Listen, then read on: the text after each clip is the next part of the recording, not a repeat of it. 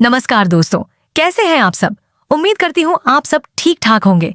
स्वागत है आपका आपके अपने चैनल हिंदी ड्रामा अपडेट्स पर, जहां आपको मिलती है टीवी की दुनिया की सबसे जबरदस्त, सबसे तेज और सबसे ड्रामेटिक अपडेट्स। तो चलिए शुरू करते हैं आज की बड़ी और धमाकेदार कहानी, सीरियल वसुधा से। कहानी इस वक्त एक ऐसे मोड़ पर पहुंच गई है जहां पर हर रिश्ते की असली परख हो रही है। जहां कुछ लोग सच के लिए खड़े हैं, वहीं कुछ झूठ के महल को और ऊंचा करने में लगे हैं। और इन्हीं झूठ के खेल में सबसे बड़ा नाम बन चुकी है मेघा। देव, जो सच्चाई और परिवार के लिए हमेशा खड़ा रहा, अब खुद असमंजस में है। वो अपनी आंखों के सामने सब कुछ होता देख रहा है, लेकिन कुछ कह नहीं पा रहा, क्योंकि जैसे ही देव कुछ बोलने की कोशिश करता है, चंद्रिका सिंह चौहान, वो औरत जो खुद को बहुत बड़ी बिजनेस वूमन समझती है, वो अपने रुतबे और ताकत से देव को चुप करवा देती है। इतना ही नहीं, वो खुलकर मेघा का साथ देती है, जिससे यह साबित होता है कि उसकी परख कितनी कमजोर है।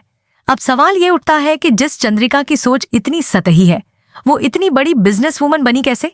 क्या वो भी सिर्फ बाहरी दिखावे का नाम है? लेकिन चलिए वापस आते हैं कहानी पर, क्योंकि असली तमाचा अभी बाकी है। अब जो होगा वो सीरियल का सबसे बड़ा खुलासा होगा। ये तो अभी शुरुआत है, कहानी में जो आगे होने वाला है वो तो बहुत ही खतरनाक है। अब आते हैं मेघा पर। वो अपने बेडरूम में खुशी से झूम रही है, दीवारों से बातें कर रही है, खुद से कह रही है, अब मैं जीत चुकी हूं।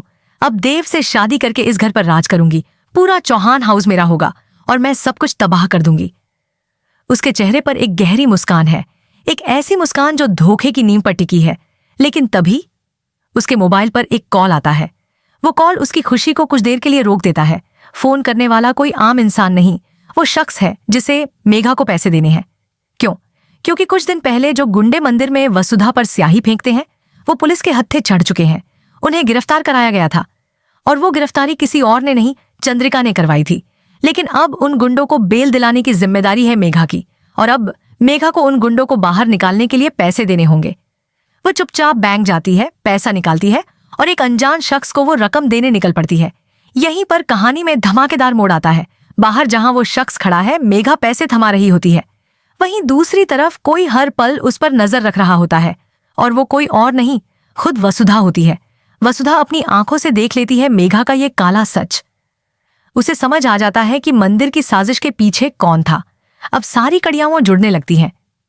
वसुधा को पता चलता है कि मेघा ही थी जिसने गुंडों को भेजा था, ताकि उसे ब्रांड एम्बेसडर की पोजीशन से हटाया जा सके। अब वसुधा गुस्से से भरी हुई सीधे जाती है मेघा के कमरे में। दरवाजा खोलते ही उसकी आंखों में आग है।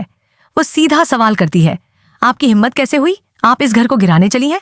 आपने ही मुझे बदनाम करने की कोशिश की थी। वसुधा एक पल को भी नहीं रुकती। वो मेघा को फटकारती है, कहती है, आप चौहान हाउस के ऊपर एक अभिशाप बनकर टूटी है, लेकिन जब तक मैं जिंदा हूं, मैं इस घर को टूटने नहीं दूंगी। मेघा भी अकड़ में जवाब देती है, मगर उसका चेहरा पीला पड़ चुका है, क्योंकि वसुधा ने जो अगला वाक्य कहा, वो मेघा की सांसें रोक देता है। अब मैं ये सारा सच जाकर मासा को बता दूंगी।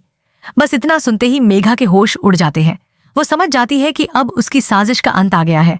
अब सवाल ये उठता है, क्या वसुधा मासा को सच बता पाएगी, या फिर मेघा किसी और चाल से वसुधा को रोक लेगी? जो भी हो, अब हुक्म का इक्का पलटने ही वाला है। तो दोस्तों, क्या आप भी उतने ही एक्साइटेड हैं इस सीरियल के आने वाले ट्विस्ट्स के लिए? क्या आपको लगता है कि वसुधा सबके सामने मेघा की पोल खोल पाएगी? और क्या आप भी चाहते हैं कि अब हुक्म खुद मैदान में उतरे?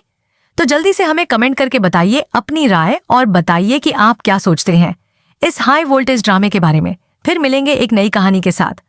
तब तक के लिए खुश रहिए, सलामत रहिए और देखते रहिए आपका पसंदीदा चैनल हिंदी ड्रामा अपडेट्स। अगर वीडियो अच्छा लगा हो तो लाइक करें, शेयर करें और चैनल को सब्सक्राइब करना बिल्कुल न भूलें।